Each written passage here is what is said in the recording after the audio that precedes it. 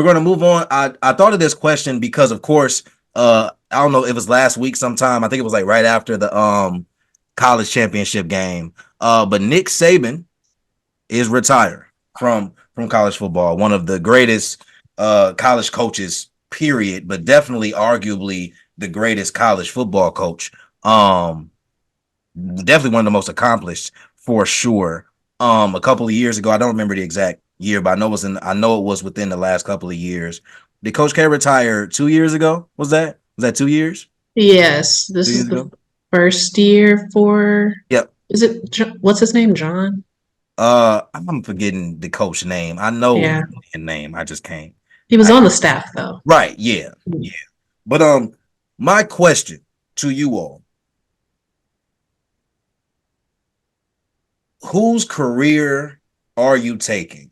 All things considered, players they've sent to their respective professional leagues, record, all of that.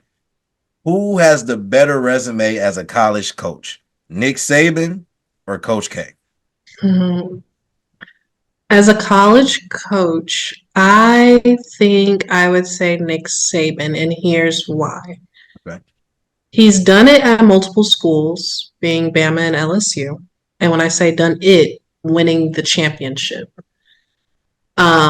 He's been what, top 10 in recruiting basically his entire career as a head coach in college football.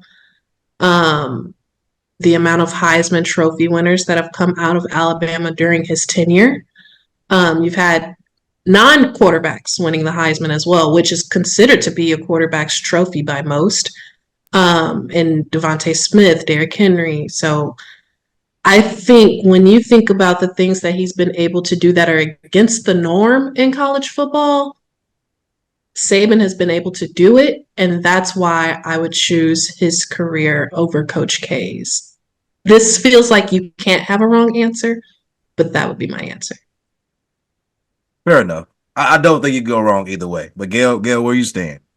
Uh, Not knowing enough of both of their resumes off the top of my head, I'm going to have to take Saban too because knowing too much about Duke, it feels like they have more floundered years than Alabama has. Like there's like that one moment that LSU ran it back on them that I can remember, and Mm-hmm. then other than that, they've pretty much dominated and been flawless throughout college football in their flawed playoff system, albeit. Um, I don't know. Yeah, it just seems like Duke is always like, oh, out in the Sweet 16 and like out in, you know, the Elite Eight, not, Yeah. making anything shake. But they have a good program. They produce good NBA players. But outside of that, I would say Saban has been the more winning program. I agree that Saban, I think, is a more winning coach, all things considered. I think Saban has they've gotten to the big dance the same amount, just about, I would say, give or take.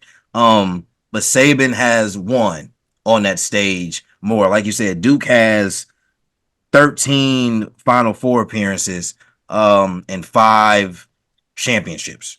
But there's a lot of years where Duke went out, like you said, much earlier than they were expected. Because I think Zion in them year they went out in the Sweet 16, was it? Yeah. Yep. So Jabari's year, they went out like I think maybe first or so like he's had some amazing teams and some amazing talent. Don't get me wrong. They both had amazing talent.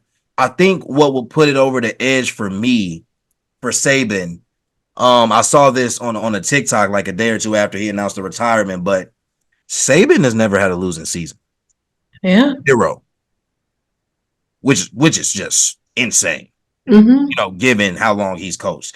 And I mean, Coach K has a winning percentage of 0.76. So I mean, he has a 75% winning percentage. So I don't know how many losing seasons are in there. It's probably not a lot. But you're picking apples and oranges here. I mean, Yeah. if you want to get really, really technical, if we want to go down to how many like coach of the years they got, and if we really want to get technical with exactly how many players they've sent off, we could, and it'd still be neck and neck. Um, Who I has do the? want. Oh, my bad. Go ahead. I wanted to ask this. When was the last time Duke won? Was it with Jaleel Okafor when they beat Wisconsin and Yeah, Frank Kaminsky? 15 was the Okay. last year that Yep. Duke won. Yep. Yep. Their So their their championships are 91, 92, 2001, 2010, and 2015. yeah, and 2010 was when they beat Butler, right? Ye- Nolan Smith. Yep, that'd be that Yeah. year. Yep. So yeah, I mean it's apple and oranges. Who has the bigger legend between the two coaches? Because I Coach. think that Coach K might have the bigger legend, The Olympics. although that might be attributed to his USA basketball work, stuff like that. Um, I gotta disagree. I understand it. I could get how you could lean towards Saban for legend too. Yeah, I think his retirement said it all. I mean, you had players that didn't even play for him calling him the GOAT, number one. And then number two, anytime you mention Saban, Bear Bryant comes up. One of the best coaches ever in football. So it's like, I mean, but like you said, apples and oranges, no wrong answer. But I don't know. Personally, it's Saban. Yeah, I think what helps Coach K is his. I think Coach K has more of a connection to professional players on a professional level because of USA basketball and Mm-hmm. because of those 08 and that 12 team. I don't know if did he coach the 16 team too, or had they moved on from him by then? I think That might have been his last year, right? 16? It would have been for sure if he was there. I can't remember if they moved on in 16 or in 20. I Um, think he was there in 16. Yeah. okay. Was that Melo's last one? Had to be. Yeah. Yep, it was. No, because Melo would have had to do, he would have won 08, 12, 16, and 20 to get his four, right? No. Or Wait, so am I tripping? Was Coach K there for 2020 then?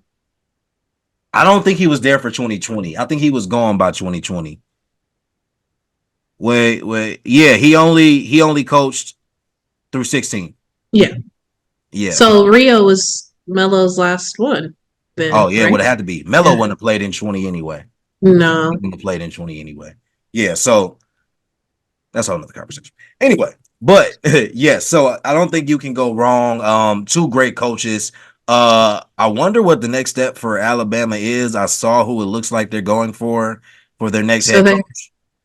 they ended up making it official. They hired Kalen DeBoer out of Washington, who just had a championship appearance. So